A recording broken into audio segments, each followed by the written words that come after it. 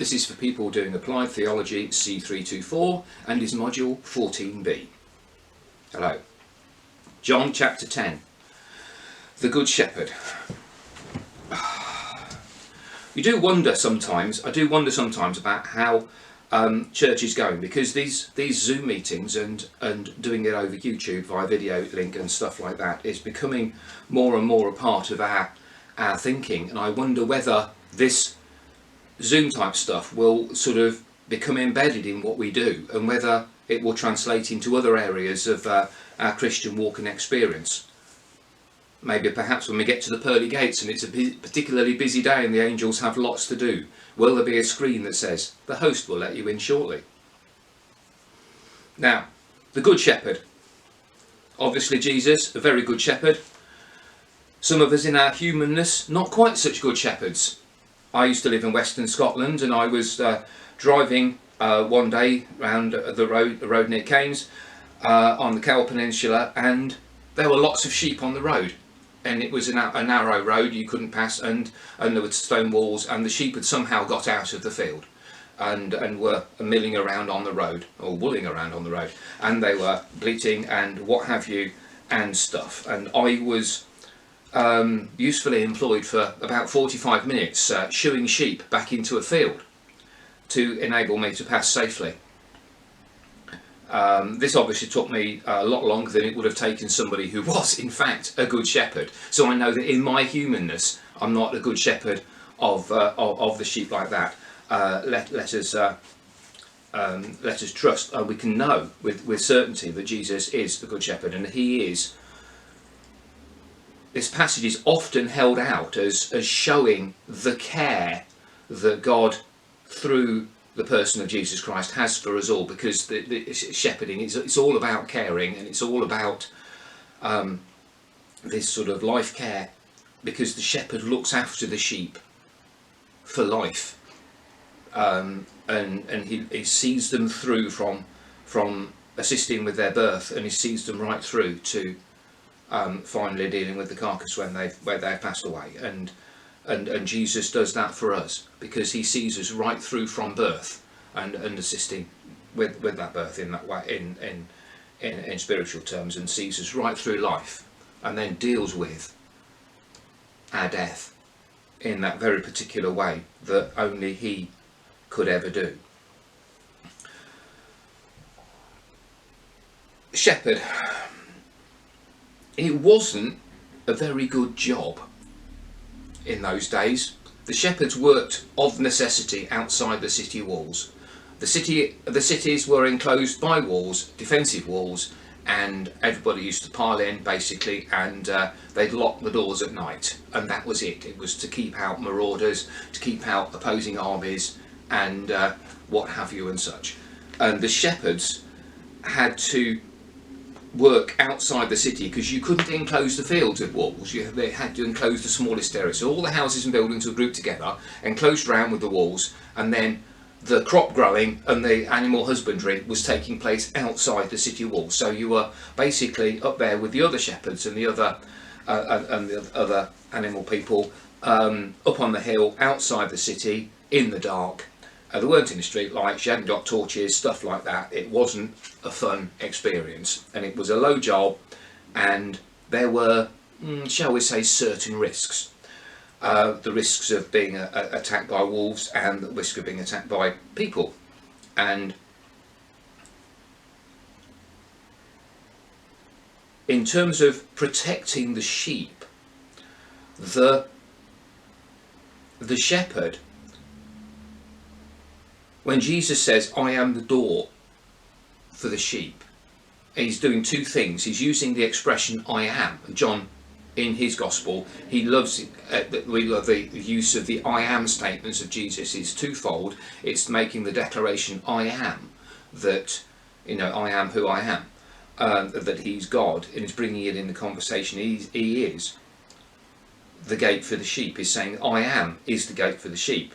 And the shepherd would, the sheepfold would be a rectangular or square, and it would have a gap in one of the walls, and this gap will be 5 foot, 4 foot, let the sheep through, happiness, And the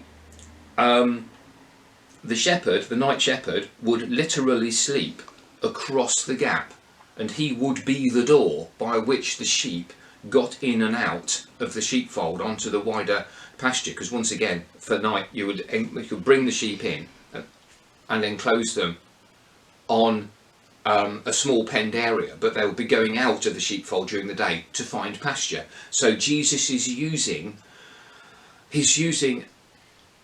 imagery and allegory, imagery that everybody listening would understand. So that's why we have to look at the context of the passage like that, and we have to look at the understanding of the hearers so that we can see what Jesus is on about. Otherwise he's saying, I'm the gate for the sheep, and you're going, yeah, well, what does that mean?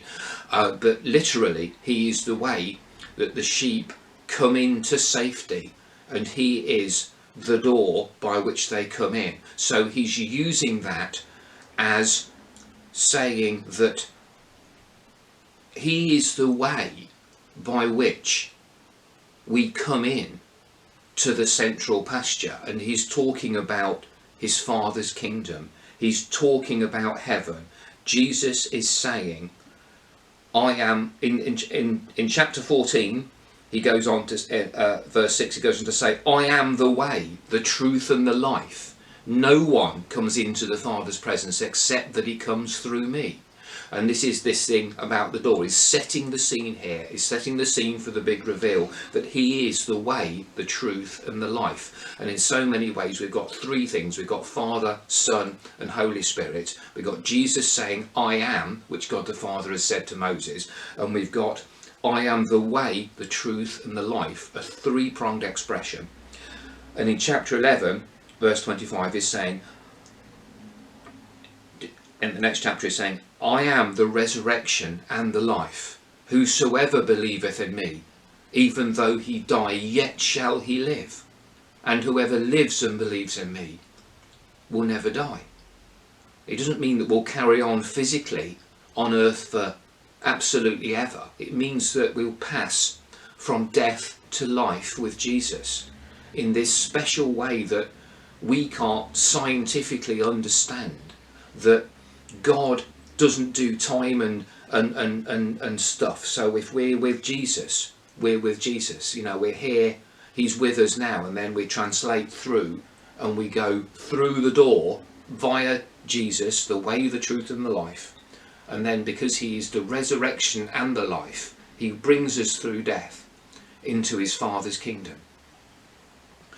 And he says that I am the door in verse 7. And then because it's an important statement, John's got him saying it again in verse 9. I am the door. And then in verse 11 is saying, I am the good shepherd. And then, blow me, verse 14 he's got him saying it again.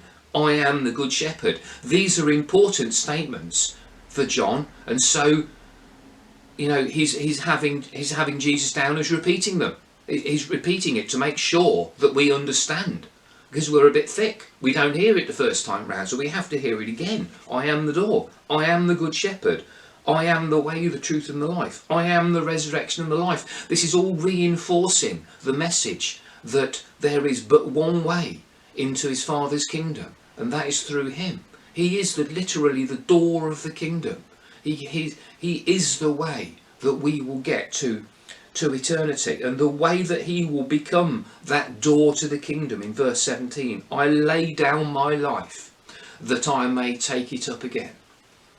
We blame people go, well, I'm blaming the Jews and blaming the Romans for killing Jesus. They didn't, although they thought they were executing him, they didn't literally manage it. It's only because he laid down his life.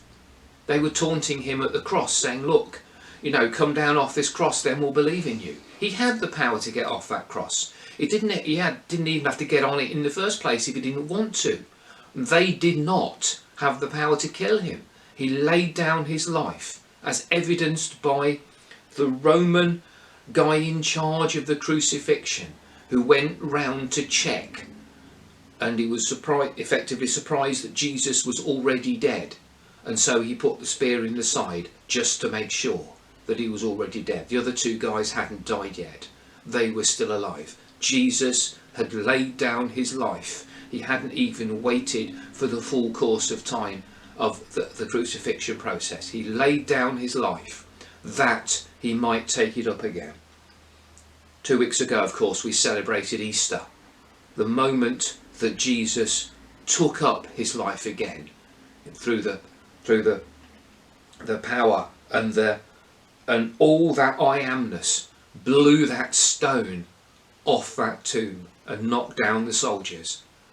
Knocked them down. There's no way those soldiers slept outside that tomb. They were not asleep. They were knocked out. They would not have done that.